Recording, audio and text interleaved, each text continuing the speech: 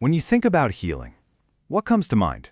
For a long, long time, we've been taught to see it as a straight line moving forward. But what if that's not the whole story? Today, we're exploring a really compelling framework called spiral state psychiatry, and it suggests that the real path to getting better is deeper, more human, and, looks a lot more like a spiral. It really all starts with this one simple question. What if healing isn't a straight line? You know the drill. You're supposed to get a little bit better every single day, a steady march towards recovery. But does that really feel true to life? What if the actual journey is something else entirely? So on one side, you have the path we all know, linear progression. It's all about checking off milestones, watching symptoms go down, just a straight shot to the finish line. But spiral state psychiatry paints a very different picture, spiral growth. This sees healing as a cycle. It honors the fact that we often come back to the same old struggles. But, and this is the key, we return with a deeper level of insight every single time. It's a total shift in how we see progress. So where did an idea like this come from?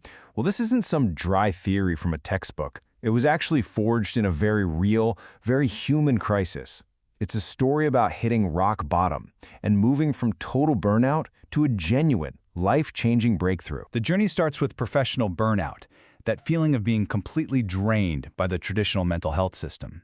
And that collapse led to a painful awareness of what's called a relational void, where trying to connect just felt empty. But it was right there in that darkness that an awakening happened. The personal suffering was transformed into this incredible insight, almost like a remembering of a better way.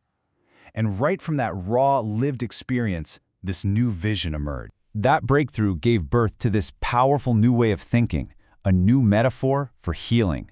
And to really get it, we've got to look at the power of the spiral itself, because it's a pattern that nature uses for everything. The spiral metaphor is just so powerful because it feels so right, you know? You see it everywhere, in massive galaxies, in tiny seashells, even wound up in our own DNA. It's this beautiful pattern of coming back to similar places, but never in the exact same way. Each time you loop back, it's not a failure, it's not a step backward, it's a chance to see things with fresh eyes and a deeper strength. It's all about evolution, not a rigid, straight line. Okay, so how does this whole non-linear healing thing actually work? Well, it tends to happen in 4 phases. First, there's emergence, when new ideas and possibilities start to bubble up. Then comes integration, where you start to really live that change. But here's the crucial part, the return. You actually revisit those old familiar challenges, only this time you're armed with new awareness. This is not going backwards. It's a deeper, more empowered encounter. And that brave return is what sparks true transformation, where old patterns finally lose their grip. But here's the thing. This journey isn't something you do in isolation.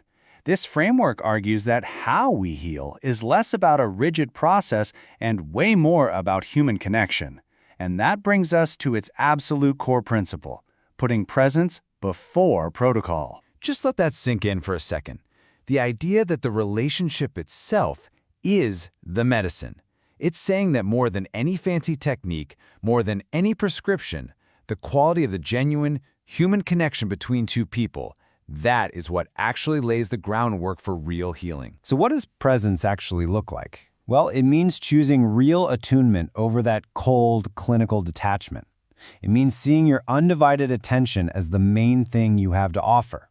And it means starting every single meeting with a moment of stillness, of centered awareness, not just jumping into a checklist of symptoms. Because when someone finally truly feels seen, that's when the trust needed for deep healing can actually begin to grow. And when you start focusing on human connection like that, it naturally forces you to zoom out. If you're really present with someone, you have to see them as more than a list of symptoms. You have to see the whole person, living in a really complex world. You have to look beyond just biology. You know, our mental health never exists in a vacuum. We're all part of these nested systems. Of course, it starts with our own biology, our own story, but that's wrapped in a layer of relationships with family and friends, and those relationships exist within a community, our jobs, our neighborhoods, and all of that is shaped by culture and even the physical spaces around us. To really help someone heal, you have to see this entire interconnected web. All right, so when we put it all together, the wisdom of the spiral, the power of human presence, and this whole person view, where does it all lead? It leads us to a powerful conclusion, a return to what healing really means, and a reclaiming of psychiatry's original mission. The difference is just night and day when you put them side by side, right? Where the traditional approach demands a straight line, the spiral state approach embraces the cycles. Where one is laser-focused on symptoms, the other looks at the whole person.